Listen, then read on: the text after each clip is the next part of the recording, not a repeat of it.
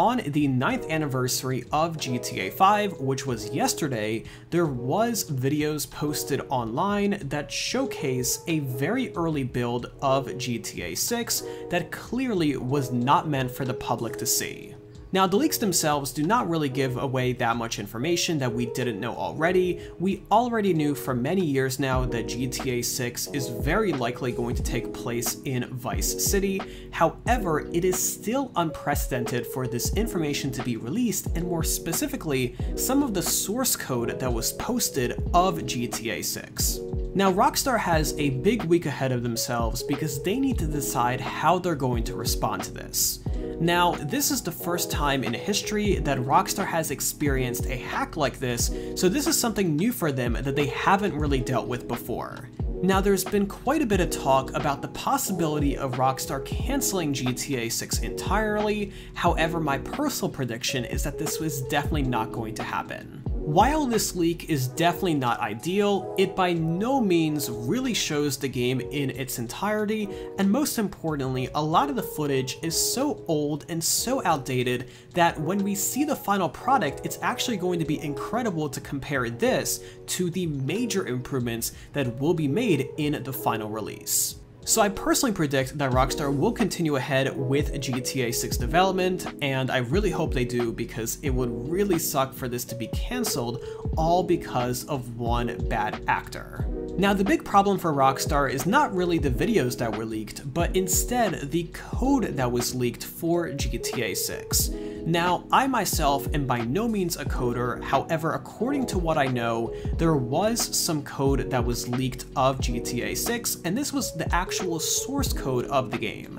Now, this is an issue because it potentially opens up GTA 6 to hackers and other types of exploits that especially could affect GTA Online as well. It's also been rumored that the code is up for sale, and there's also been some reports that somebody bought it for $100,000, but then those were later denied, so nobody really knows what's going on at the moment. But what I think Rockstar's main priority is going to be this week is to figure out how much of the actual code was leaked and then decide whether it's important to go back and update all of that code or instead just move forward with what they have.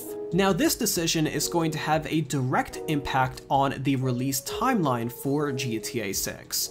If Rockstar thinks that they're fine and they should continue moving forward with how they've been doing, then it shouldn't really impact things too much. However, if they feel the need to go back into the source code and make some major changes, that is likely going to delay the release quite a bit. Now, in terms of the videos, Rockstar Games and their parent company Take-Two Interactive have already started issuing takedown notices and copyright claims on many videos being posted with these leaks, and I believe that this will continue throughout the coming week, and I gotta commend Rockstar for doing a very good job making sure that they are taking down this information, because after all, this really just ruins the game for everyone, and while the footage is outdated, a lot of people are getting the wrong idea that this is the final product of GTA 6, which is far from the truth. So like in my previous video, I'm not going to be able to link to or showcase any of the footage I'm talking about, but it has been shared very widely online. Rockstar has acknowledged its existence as real,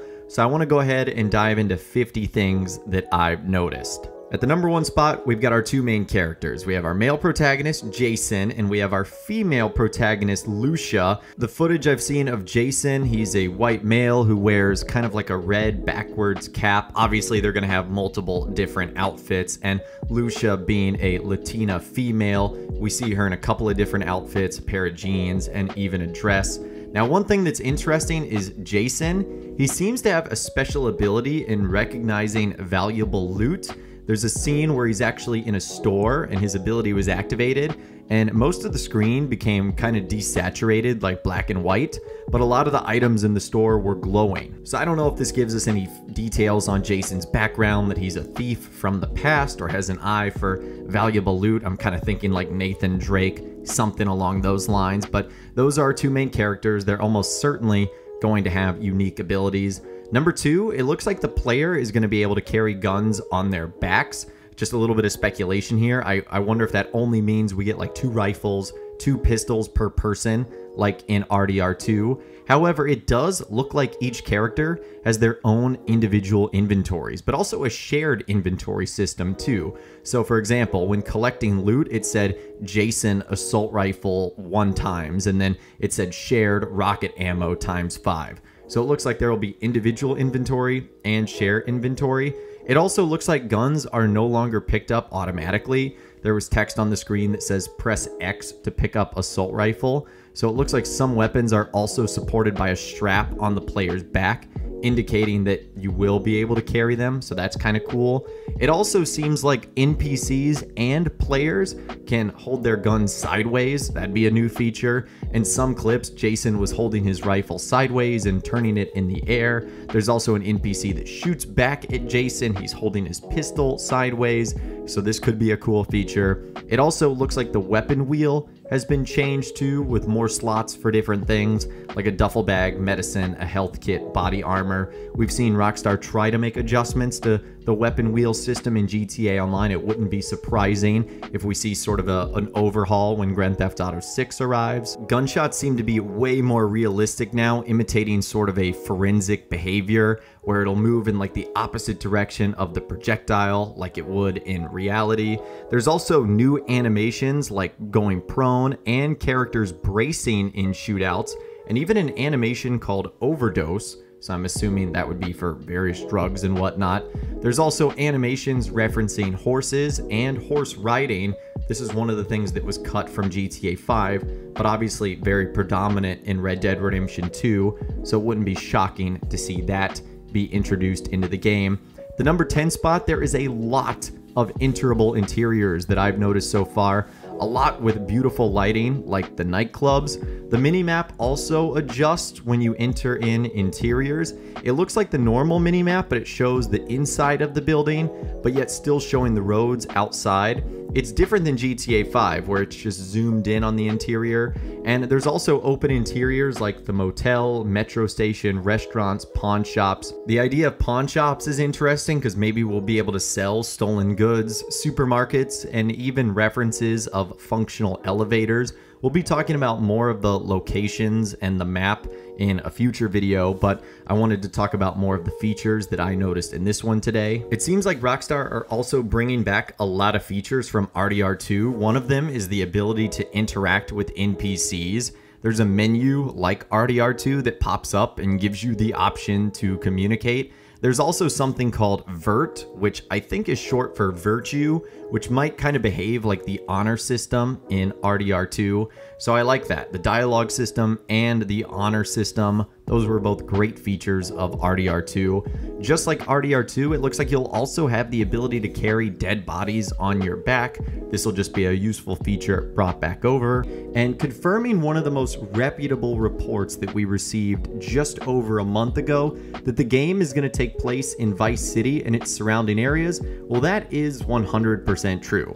We can not only see that in the gameplay footage itself, but we can also see that there are various police car indicators that say Vice City, various icons and decals with the city's logo, as well as things like in-game hospitals that have like Vice City written on them. So it is 100% going to take place in Vice City, or at least that's going to be the main location.